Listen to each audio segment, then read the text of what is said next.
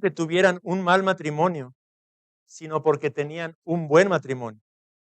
En algún punto cesaron de velar y orar. En algún punto comenzaron a acomodarse y a disfrutar su recorrido matrimonial. Tomaron el bienestar como una invitación a dejar de esforzarse y ahora estaban pagando el precio. Pero este no era un matrimonio sin esperanza, era un matrimonio sin esfuerzo. ¿Qué es el punto de esta cita, hermanos? Estamos estudiando cada uno de estos principios porque reconocemos que a menudo hay dificultades en el ámbito del matrimonio. Pero también es cierto que no siempre es así. También es cierto que a menudo los matrimonios tienen muy buenas temporadas, buenos tiempos y quizá varios matrimonios aquí presentes se encuentran estables, aunque reconocen que necesitan crecer y seguir edificando algunas cosas. Pero lo que está señalando aquí el autor es que a menudo, precisamente cuando las cosas van bien, es cuando comenzamos a descuidar nuestro matrimonio, nuestras relaciones. Dejamos de velar, dejamos de orar. Y de pronto, sin darnos cuenta, podemos ser conducidos paulatinamente por una especie de pendiente. Cuando abramos los ojos, nos vamos a encontrar en una especie de pequeño abismo. Por eso la importancia de adquirir este último compromiso, hermanos. Velar y orar. En Mateo 31, Jesucristo enseñó este precioso principio a sus discípulos cuando les dijo precisamente esas palabras: velad y orad para que no entréis en tentación. El espíritu a la verdad está dispuesto, pero la carne es débil. Este es el principio que quiero destacar el día de hoy, traer como punto final de nuestro pequeño curso, hermanos. Cuando un matrimonio deja de velar y orar, progresivamente los cónyuges tienden a separarse el uno del otro en lugar de mantenerse firmes luchando juntos contra aquello que constantemente amenaza al matrimonio. Y recordemos, hermanos, estamos en un mundo caído, somos pecadores, lo que implica que nuestros matrimonios a menudo estarán bajo ataque. Satanás, el mundo y nuestro pecado son los tres grandes enemigos del cristiano, pero también son los tres grandes enemigos de nuestros matrimonios, hermanos. Y cuando dejamos de velar y orar, comenzamos a dar paso a cosas que son lamentables en nuestra relación. Por ejemplo, el compromiso mutuo comienza a dar paso a actos de una especie de autopreservación y sobrevivencia individual. El vínculo de la unidad se quebranta y cada uno comienza simplemente a tratar de sobrevivir en medio de la relación, protegiéndose a sí mismo, ya no procurando el bienestar el uno del otro, pero sálvese quien pueda. En lugar de fortalecer el matrimonio, este comienza a debilitarse. En lugar de aprender a protegerse el uno al otro, comienzan a surgir las constantes acusaciones y los prejuicios del uno contra el otro. La misericordia y la paciencia dan paso a los conflictos y a la intolerancia. En lugar de buscar a Dios como una carne que son, comienzan a pensar o a darle vueltas en sus mentes y corazones con que, con que la única alternativa es concluir la relación o salir huyendo de esa relación. La esperanza da paso al desaliento y se convencen de que no tienen remedio y definitivamente deberían separarse. Esto, en lugar de tomarse de la gracia, entendiendo que no pueden en primer lugar y no deben separarse a la luz de las Sagradas Escrituras. Por todo ello, es importante recordar las dos cosas que son necesarias para proteger nuestros matrimonios. Una vez más, velar y orar. En primer lugar, déjeme darle 6 características de un matrimonio que ha dejado de velar. Lo primero que encontramos en un matrimonio que ha descuidado su relación es lo que el autor llama letargo visual. Esto se ilustra, por ejemplo, en un auto. Usted compra un auto nuevo, recién salido de agencia.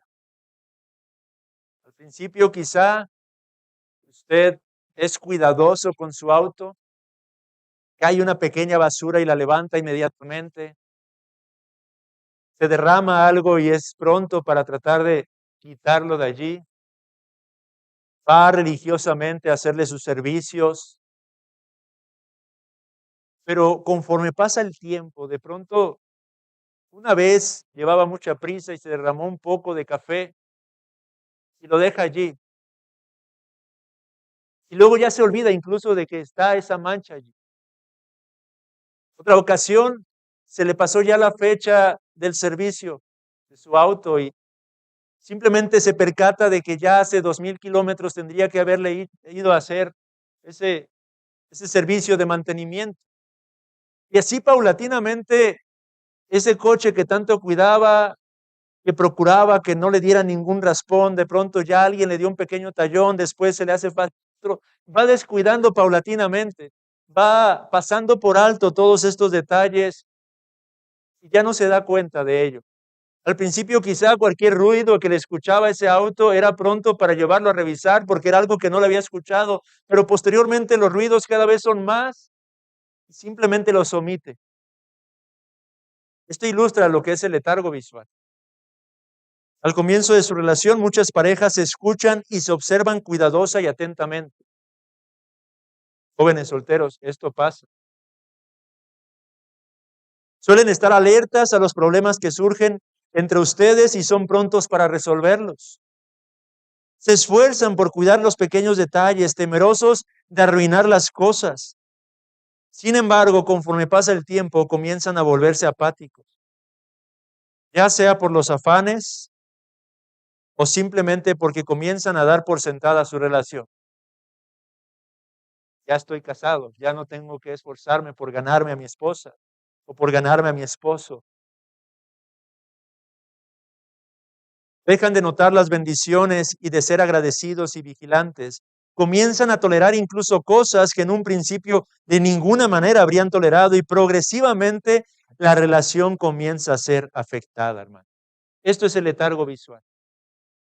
Y esto es algo que está teniendo lugar en su relación. Es probable que está dejando de velar, hermano. Es probable que simplemente está comenzando a deslizarse en esta clase de cosas. Pero una segunda característica de un matrimonio que ha dejado de velar son los hábitos inconsistentes. Nuestras vidas están formadas por hábitos, hermano. Esto no lo podemos eludir. Somos personas, criaturas de hábitos, ya sean buenos o malos. En el matrimonio, dejar de velar implica dar lugar a hábitos que son sumamente dañinos. Comienzan a tolerar ir a la cama conflictuados, como mencionábamos hace un rato. Dejan de comunicarse de forma sana y piadosa. Comienzan a permitirse el decirse cosas hirientes que en un inicio hubiera sido impensable decir. Dejan de pedir perdón y de darlo. Esos son hábitos pecaminosos que se infiltran en una relación y que paulatinamente pueden llegar a destruirla, hermano. Cuando damos lugar a esta clase de hábitos, estamos dejando de velar. Una tercera característica de un matrimonio que ha dejado de velar es la pereza.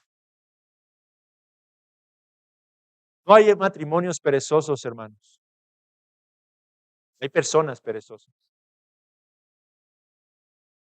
A menudo podemos desear tener un buen matrimonio sin estar dispuestos a llevar a cabo el trabajo que esto pueda ser así. Puede ser que comencemos a fantasear creyendo que un matrimonio puede ser saludable a pesar de no trabajar arduamente en este. Cuando surgen ofensas, simplemente nos gusta pensar que todo está bien cuando en realidad no es así.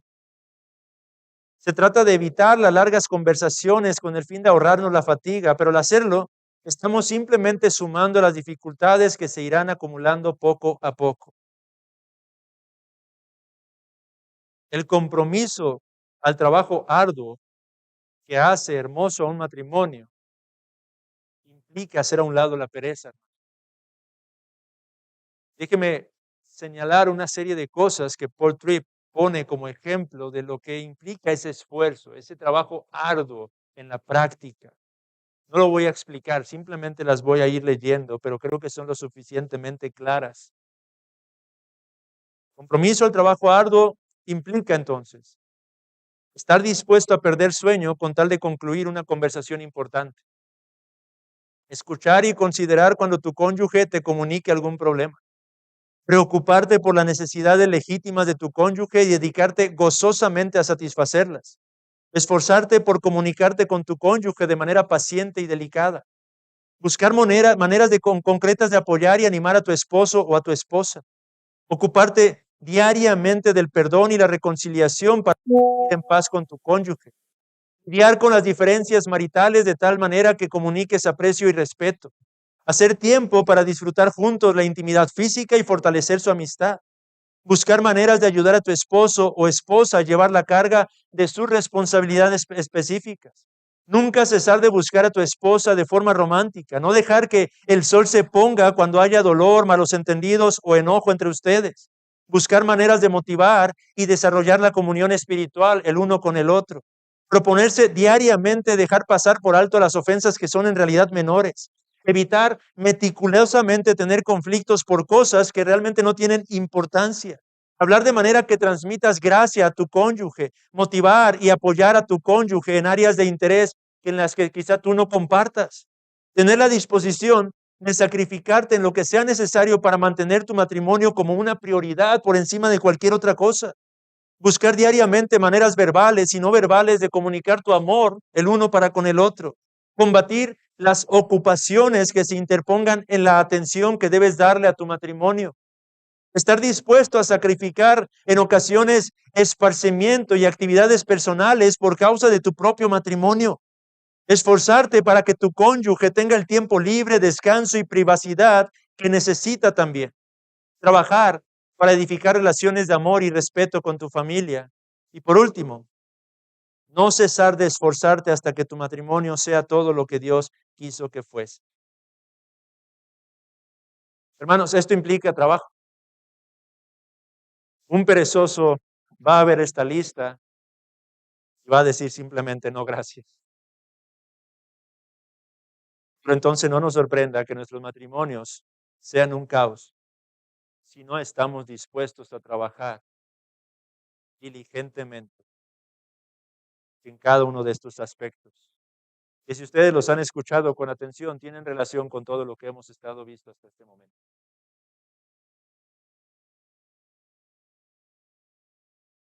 Otra cuarta característica de un matrimonio que ha dejado de velar es la impaciencia.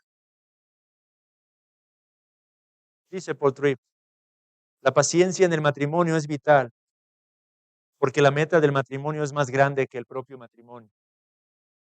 La meta del matrimonio desde la perspectiva de Dios no es que de mutuo acuerdo alcancen alguna estabilidad de felicidad romántica y personal. No, las metas divinas son mucho más amplias y hermosas que eso. La meta de Dios es que el matrimonio de ustedes sea una herramienta vital en sus sabias y amorosas manos para rescatarlos de su autoadoración claustrofóbica, dice Tripp, y transformarlos en personas que no vivan para nada inferior a su reino, su justicia y su gloria. La meta de Dios es transformar la esencia de nuestras personas, es decir, nuestros corazones. Él está trabajando para que todo lo que pensemos, deseemos, digamos y hagamos sea hecho para servirle fiel y gozosamente. La meta de Dios no es concederles sus bien planificados sueños de felicidad personal. No, su meta es nada menos que la santidad.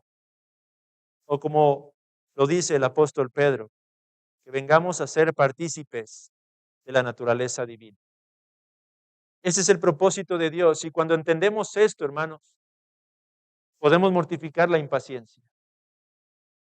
La impaciencia en la que todos incurrimos, hermanos. Cuando vemos que quizá el esposo o la esposa sigue en ocasiones manifestando ese pecado de ira, cuando vemos que seguimos lidiando con ciertas dificultades, nos olvidamos, hermanos, que la meta de Dios no es a corto plazo, sino que la meta de Dios apunta hacia la eternidad. El propósito de Dios no es nuestra mejor vida aquí y ahora, sino nuestra santificación para que cuando estemos allá en la gloria nos presentemos blancos, puros y sin mancha, hermano. Una quinta característica de un matrimonio que ha dejado de velar es responder con desánimo. Hemos dejado de velar cuando hemos desviado nuestra mirada de aquel que es nuestra esperanza y el desaliento ha permeado nuestros corazones. Cito. Ahora, seamos honestos. El matrimonio es con frecuencia desalentador. Todos hemos tenido que lidiar con lo indeseable y lo inesperado. Todos hemos pecado contra nuestro cónyuge. Tu cónyuge ha pecado contra ti. Es verdad que la persona a quien más amamos tiene la capacidad de ser quien más nos lastime. De alguna manera, todos vemos nuestros sueños fragmentados y nuestras expectativas frustradas. Pero en medio de todo eso, hermanos, una vez más, hemos dejado de velar cuando este desánimo permea nuestros corazones en virtud de que hemos dejado de entender quién es el Dios que se encuentra activamente involucrado en nuestra relación, hermano. Cuando hemos dejado de entender que nuestra esperanza no debe estar fincada en el uno y en el otro, sino en la tercera persona que se encuentra presente permanentemente en nuestra relación, hermanos. Cuando hemos dejado de considerar que hay un Dios soberano, absolutamente soberano, pero que también es abundantemente amoroso. Que este Dios es el que está obrando en nuestras propias vidas en medio de nuestras dificultades y conflictos, hermanos. Hemos dejado de velar cuando estamos con ese absoluto desánimo. Y la sexta característica y última de un matrimonio que ha dejado de velar es olvidar que estamos en una batalla. Hermanos, el bien y el mal son reales. La Biblia habla del enemigo de nuestras almas y también nos recuerda que aquel que está con nosotros es más poderoso que el que está en contra de nosotros. Estamos en medio de una batalla. No seamos inocentes en este punto en particular. Tan cierto como que las Escrituras dicen que el diablo existe y que nos aborrece. Un matrimonio deja de velar cuando omite esta realidad, cuando simplemente pasa por alto este hecho. Hay una guerra espiritual que se libra día tras día. El apóstol Pablo nos lo recordó una y otra vez. Nos llama a vestirnos con toda la armadura de Dios. Porque no hay un solo día en el que podamos decir que estamos de vacaciones de este lado de la eternidad, hermanos. Hay una lucha constante, una lucha en contra del pecado, una lucha en contra del enemigo de nuestras almas, una lucha en contra de los placeres que este mundo pretende proponernos, presentarnos y atraernos a ellos. Un matrimonio ha dejado de velar cuando olvida esta realidad. Y esto nos lleva al segundo aspecto necesario para proteger nuestro matrimonio, que es la oración. No solamente tenemos que velar, pero tenemos que orar. Es lo que ordenó nuestro Señor Jesucristo. Velad y orad para que no entréis en tentación. Como dice otra vez el autor, si todas las escaramuzas a nivel horizontal entre un esposo y su esposa tienen su raíz en una guerra más profunda por guardar el corazón, y si un matrimonio tiene que arreglarse a nivel vertical con Dios antes de que los esposos se arreglen horizontalmente entre ellos, entonces el lugar donde hay que ganar la guerra por el matrimonio es sobre nuestras rodillas, hermanos. De este lado del cielo, hermanos, no hay nada más importante para nuestro matrimonio que orar sin cesar. No hay un solo momento en el que no necesitemos la gracia que nos capacita, que nos habilita y que nos libera. No hay un solo momento en el que no necesitemos de la sabiduría de Dios, de su fortaleza y de su propio perdón. Nunca habremos crecido lo suficiente de este lado de la eternidad. Eso es una realidad. Por lo tanto, necesitamos buscar el rostro de nuestro Dios una y otra vez, continuamente en oración. Y es que ¿quién de nosotros, con toda honestidad, podría colocarse ante la palabra y asegurar que hace todas las cosas perfectamente? ¿Quién en este lugar puede ir a las Santas Escrituras y señalar con sinceridad, con honestidad: he aquí que yo cumplo cabalmente todo lo que está aquí escrito? Más bien, al ir a la palabra de Dios, y este curso ha tenido ese propósito, hermanos, no llenarnos de un sentido de autojusticia, creyendo o haciéndonos creer que vamos a ser capaces de cumplir con esos compromisos al pie de la letra, hermanos. Este curso tiene el propósito de humillarnos, de quebrantarnos, de llevarnos a ese punto de quiebre en el que entendamos que nuestra mayor necesidad es postrarnos ante el Señor, reconociendo: oh Señor, he aquí que veo el alto estándar que implica un matrimonio conforme a tu voluntad.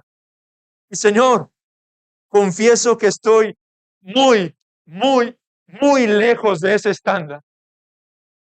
Y por esa causa, heme aquí, pidiendo de tu gracia, rogando, Señor, de tu Santo Espíritu, implorando y pidiendo que sigas obrando en mi propia vida, Señor. Porque no hay un día, Padre, en el que un acto de egoísmo no sea manifiesto en mi propia vida. No hay un solo día, Señor, en el que no se revele orgullo de mi propio corazón. No hay un solo día, Señor, en el que no tienda a autojustificarme inmediatamente. No hay un solo día, Padre, en el que la ira no se encienda en mi alma cuando alguien se atreve a contradecir mi propia voluntad.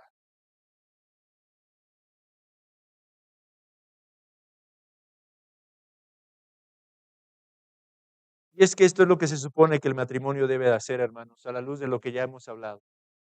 Es un instrumento para exponer nuestro corazón y llevarnos a considerar nuestra necesidad al revelar nuestro egoísmo y autosuficiencia, hermano. El matrimonio nos enseña cómo dar, cómo servir, cómo perdonar, cómo animar, cómo motivar y cómo esperar. Ese es el objeto del matrimonio, hermanos. El matrimonio no es un fin en sí mismo, no es nuestro destino, es un llamado a la preparación para nuestro destino final. Y una vez más, el autor dice: nunca vas a entender los conflictos de tu matrimonio y tus necesidades personales hasta que logres comprender esto. Dios no solo está interesado en transformar el matrimonio, pero en transformar a aquellos que lo conforman. En la medida en que nosotros crecemos de acuerdo al carácter de Cristo, nuestros matrimonios también crecerán, hermano. Y ese es el punto. Cuando pensamos ser fuertes y justos, no buscamos la ayuda de Dios, pero cuando entendemos nuestra debilidad expuesta a través de las dificultades, es entonces que reconocemos nuestra verdadera necesidad y somos guiados a la oración. Así que, hermano, deja de ver los conflictos en tu matrimonio como algo meramente negativo y entiende que también son gracia de Dios para que seas movido a doblar tus rodillas, a dejar de descansar en tus propias fuerzas, a dejar de pensar y creer que tú puedes solucionarlo, a dejar de pensar y creer que tú vas a cambiar a tu esposo, vas a cambiar a tu esposa, comenzar a entender que son el uno y el otro instrumentos en las manos de Dios, la santificación el uno del otro, y que por esa causa es necesario doblar nuestras rodillas, orar a Dios, pero orar a Dios no simplemente pidiéndole que transforme a tu cónyuge, orar a Dios buscando que Él te transforme a ti, hermano, hermano. Orar a Dios tiene implicaciones muy importantes, hermanos. Y quiero concluir este curso con algo que hace Paul Tripp en su libro, que para mí fue de lo más edificante de todo. Vayan a Mateo capítulo 6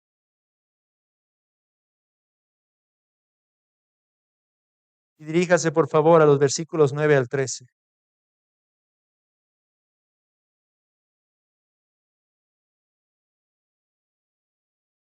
Tenemos ahí un texto muy conocido por nosotros. la oración del Señor o el Padre Nuestro.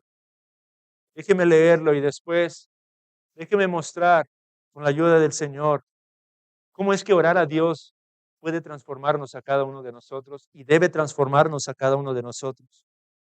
El pasaje comienza en el versículo 9. Vosotros pues oraréis así: Padre nuestro que estás en los cielos, santificado sea tu nombre.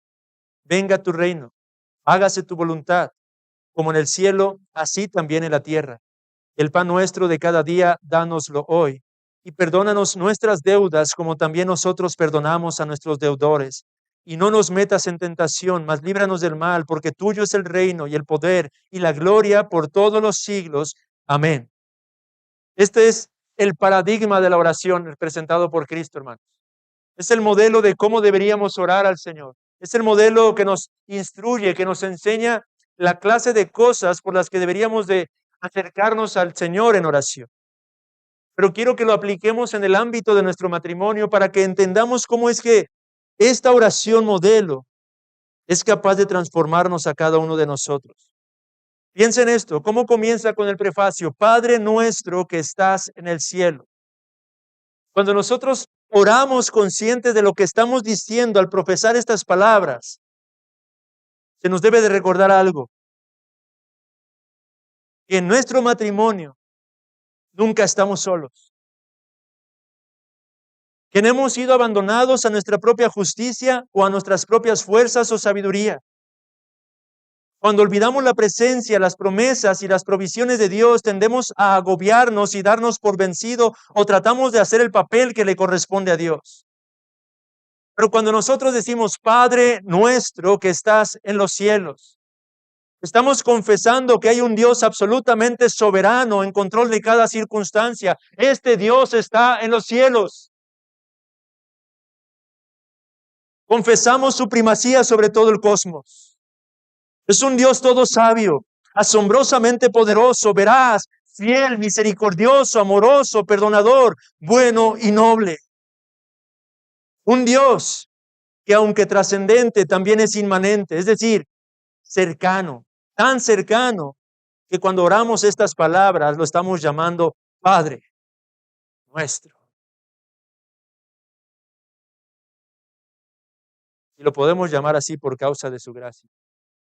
Y cuando oramos estas palabras conscientes de lo que estamos diciendo, estamos declarando o reconociendo que este Dios es nuestro Padre y por lo tanto Él está siempre dispuesto a proporcionarnos su protección como buen Padre.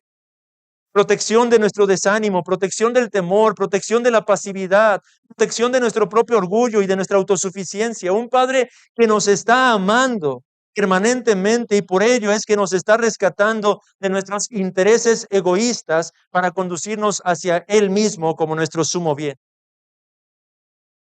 Todo eso y mucho más es lo que oramos cuando simplemente recordamos o oramos a la luz de estas palabras. Padre nuestro que estás en los cielos. Hermano, cuando ore por su matrimonio, ore estas palabras. Si está desanimado por las luchas que hay en su matrimonio, ore estas palabras y recuérdese a sí mismo, tengo un Padre que está en los cielos. Y una vez más, a la luz de lo que decía en la lección anterior, este no es un Padre tirano. Hermanos, ustedes y yo podemos fallar como padres y fallamos muchas veces, pero este Padre no. Este Padre jamás falla, jamás se equivoca. Seguimos orando y decimos, santificado sea tu nombre, venga tu reino, hágase tu voluntad como en el cielo, así también en la tierra. Esta parte del Padre nuestro nos enseña algo. Nos recuerda que el propósito del Señor para nuestras vidas y por lo tanto para nuestros matrimonios es mucho más grande que nuestro matrimonio en sí mismo. ¿No es lo que deberíamos de considerar al citar estas palabras? Santificado sea tu nombre, venga tu reino, hágase tu voluntad. Al orar a la luz de estas palabras, somos recordados que la verdadera vida va más allá de nuestro pequeño reino egoísta. Nos recuerda que Dios está dispuesto a concedernos gracia, no para avanzar nuestro propio reino, sino para avanzar el suyo. Cuando oramos, nos recordamos que nuestra vida consiste en el sometimiento de nuestra voluntad a la suya, nuestros propósitos a los suyos. Al orar, confesamos ser faltos de esta sabiduría. La verdadera unidad conyugal comienza cuando dejamos de pretender ser los soberanos de nuestras propias vidas y nos sometemos voluntariamente con gozo y humildad a los planes y propósitos de Dios. Por eso es que orar a la luz de estas palabras santifica nuestros propios corazones, porque somos conscientes, Señor, hágase tu voluntad, pero no la mía. Señor, a menudo en mi matrimonio estoy queriendo prevalecer yo, pero que seas tú, Señor, quien prevalezca. Señor, entiendo y reconozco que el propósito de las dificultades que estoy enfrentando en estos momentos es que tu nombre sea glorificado, que tú seas santificado por medio de mi propia santificación, que tu reino sea el que prevalezca y no el mío, Señor. Considere todas estas cosas, amado hermano, para que de ahora en adelante al orar a la luz del Padre nuestro pueda aplicarlo al ámbito de su propio matrimonio, hermano. Pero el texto nos dice también, el pan nuestro de cada día, dánoslo hoy. La oración nos recuerda lo necesitados que estamos, hermanos. Cuando oramos a la luz de esta frase, somos recordados de que no somos capaces de sustentarnos a nosotros mismos en nuestras propias fuerzas. Nos recuerda que no somos criaturas independientes, pero más bien dependientes de nuestro propio Hacedor. Amado hermano varón, cuando el afán te pretende infiltrar en tu corazón por causa de la provisión que eres llamado a proporcionar en tu hogar, en tu familia, recuerda orar de esta manera. Hermano, tú no podrías llevar ni una sola migaja de pan a la mesa de tu casa si no es por este Dios. Por lo tanto, ¿por qué afanarte en tus propias fuerzas? ¿Por qué insistir en tus propias fuerzas? Ora a Dios, rogándole, Señor, soy incapaz de proveer. Quiero un vaso de agua a mi familia, aparte de tu obra de gracia en mi vida. Danos el pan nuestro cada día. Oh, amados hermanos, y si tan solo orásemos más a menudo a la luz de estas verdades, veríamos cómo la oración nos rescata de nuestra autosuficiencia y nos recuerda lo profundamente necesitado que estamos. Si no puedo ni siquiera alimentarme a mí mismo, ¿cómo voy a poder transformar el corazón de mi esposo o de mi esposa? Si no puedo sustentarme a mí mismo, ¿cómo voy a poder vivir realmente yo en mis propias fuerzas conforme a la voluntad del Señor? La verdadera oración, dice Tripp, te transforma mientras que requiere que reconozcas cuán fundamentalmente necesitado eres. El pan nuestro de cada día, dánoslo hoy, significa ir a la presencia de Dios y reconocer, Señor, te necesito. Necesito tu gracia para este día. Te necesito en medio de mi matrimonio, Señor. Te necesito para que tú me transformes. Pero también sigue diciendo, perdónanos nuestras deudas, como también nosotros perdonamos a nuestros deudores. Oh, amados hermanos, la verdadera oración en este sentido nos recuerda el llamado diario a tratar con nuestro cónyuge con la misma gracia con que hemos sido tratados.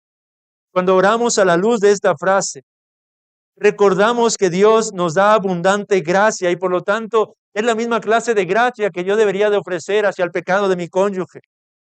Nos requiere amar a otros como nosotros hemos sido amados.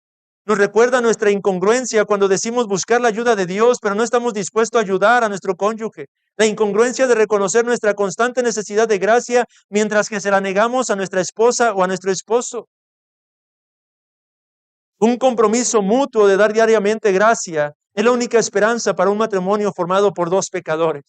Y la oración en este sentido nos recuerda el llamado de Dios a amar y a perdonar. Y nos recuerda que este llamado se necesita más cuando la otra persona lo merece menos.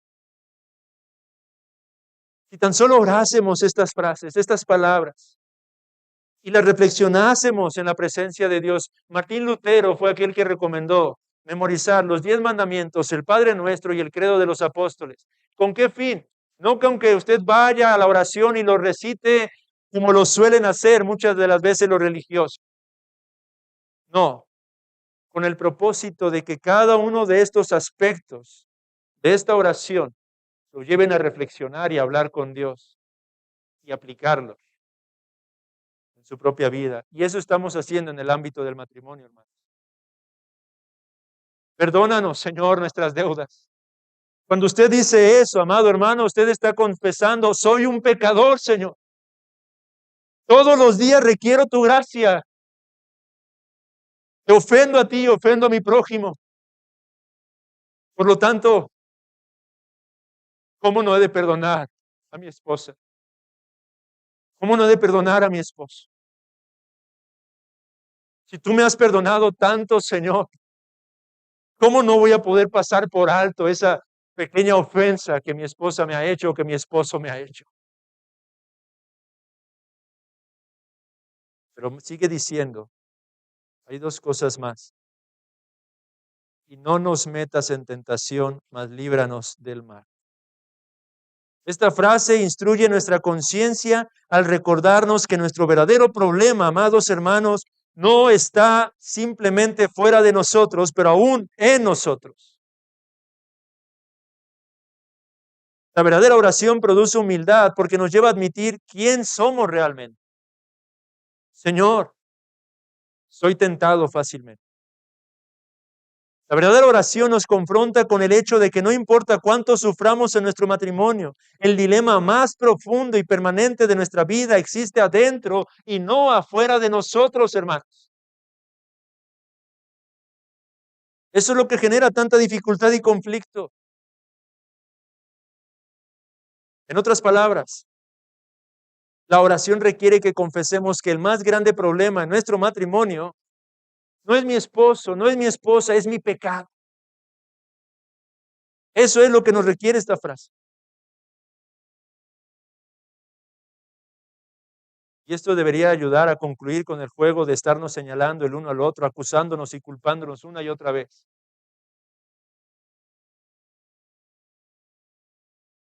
¿Puede ver cómo la oración bíblica verdadera puede transformarnos? La última parte de esta preciosa oración, porque tuyo es el reino y el poder y la gloria por todos los siglos. Amén. La oración verdadera y del corazón comienza como termina, con el reconocimiento del reino y la gloria de Dios. La oración te recuerda que la vida no se trata de ti. Te recuerda que el centro de tu universo es un lugar reservado para Dios y para Él solamente. La oración te hace consciente de que la verdadera paz, satisfacción y contentamiento viene cuando vives para una gloria mucho mayor que la tuya, que la esperanza del matrimonio no se encuentra en un esposo o una esposa conspirando para edificar su propio reino, sino en someterse juntos a la sabiduría y el gobierno de un rey mucho mejor. La oración te llama a salir del reino del ego, que es tan destructivo para todo lo que un matrimonio debe ser, y te invita al reino de Dios, donde un Dios de amor gobierna en amor, hermanos. La oración, entonces, nos transforma. La oración, cuando la hacemos adecuadamente, hermanos, cuando realmente oramos bíblicamente, cuando oramos a la luz de la verdad, cuando oramos a la luz de las sagradas escrituras, cuando aprendamos a hacer uso de esta oración modelo, amados hermanos, veremos cómo va impactando nuestros corazones y va transformándonos en realidad. Esta es la clase de oración que nuestro Señor Jesucristo espera que sus discípulos elevemos una y otra vez ante su presencia, ante su trono de gracia. La oración que no se enfoca en los demás, pero que se enfoca en la transformación de mi propia alma, en la medida en que reconozco, confieso, soy consciente de lo necesitado que estoy de la gracia de Dios y de la miserable condición de mi corazón de este lado de la eternidad. Esta es la oración que impacta a nuestros matrimonios, porque es la oración que impacta a cada uno de los que lo conforman, hermanos. Así que mi oración ahora es que cada uno de nosotros asumamos el llamado de velar y orar para que no entremos en tentación, porque el espíritu a la verdad está dispuesto, pero la carne es débil, hermano. que en Cristo Jesús, cada uno de aquellos que estamos aquí reunidos, podamos encontrar la gracia, encontrar nuestra esperanza, encontrar nuestro aliento y encontrar todo lo que requerimos para dar gloria y alabanza a nuestro Hacedor en nuestro día a día y particularmente en el ámbito de nuestros matrimonios, hermanos. Quiere el Señor usar cada uno de estos principios, cada una de estas enseñanzas, para que nuestras vidas y matrimonios sean verdaderamente transformados conforme a su perfecta y soberana voluntad, hermano. 6 compromisos: confesando y perdonando, creciendo en conformidad al carácter de Cristo, aprendiendo a amar bíblicamente, cultivando un corazón íntegro y confiable, tratando nuestras diferencias en la gracia y velando por nuestro matrimonio. Son los 6 compromisos para que en su matrimonio usted pueda establecer esta perspectiva redentora que trae gloria y alabanza al Señor. 6 compromisos por medio de los cuales la unidad, el crecimiento y el verdadero amor pueden ser forjados en nuestras relaciones, hermanos. Que el Señor nos dé gracia, hermanos, para que buscándole en Él todo lo que necesitamos, realmente podamos traer gloria y alabanza a su nombre, descansando en su suficiencia y no en la nuestra, hermanos. Concluyamos así entonces nuestro curso y esta última lección, hermanos. Vayamos a Dios en oración.